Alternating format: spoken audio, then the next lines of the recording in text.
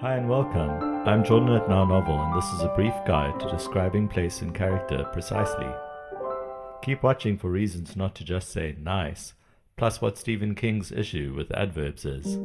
First, use precise adjectives. Adjectives describe nouns. Calling someone nice is a bland descriptor, though may fit if the described person is pleasant in a bland, nondescript way. Precise adjectives think deeper. What about a person is nice? Are they helpful, friendly, insightful, kind? Explore words' roots for nuances of meaning. For example, gregarious meaning sociable and fond of company comes from the Latin grex for flock. The word connotes enjoying being part of the group. Secondly, use words that show more than just appearance. Not just irises, but the private worlds behind them. Eye color tells us little. What do eyes say about personality? In The Secret History, Donna Tartt describes a professor the main character meets. His eyes were kind, frank, more grey than blue. Find a link in the description below to our complete character guide, including tips for describing eyes, movement, voice, and more. Thirdly, filter place and character description through point of view. Show characters' attitudes to the places they describe.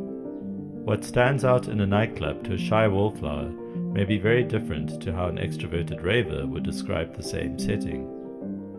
As an exercise, describe the same setting from two markedly different characters' points of view. Fourthly, build place and character over your story's course.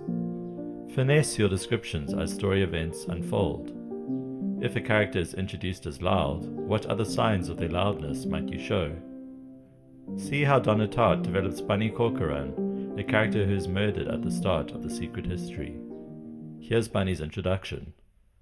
Bunny Corcoran was his name, Bunny being somehow short for Edmund. His voice was loud and honking and carried in the dining halls.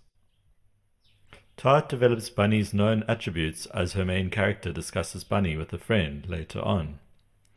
I was ironing a shirt in the kitchen when there was another knock at the door.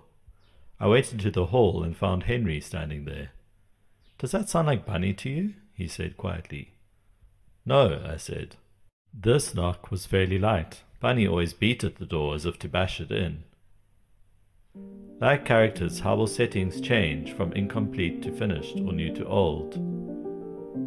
Fifth, build a rich vocabulary of words to describe.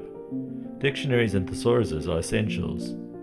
You could also subscribe to a word-a-day type newsletter or similar service to do something small to add to your descriptive toolkit daily. Lastly, use descriptive verbs. Precise verbs provide many alternatives to the verb to run, for example, or she ran quickly. Descriptive verbs contain what adverbs add already. Stephen King said the road to hell is paved with adverbs. King goes on to use an analogy comparing adverbs to dandelions, saying, "If you have one in your lawn, it looks pretty and unique. If you fail to root it out, however, you find 5 the next day." Descriptive verbs lean into your setting, describing more while saying less.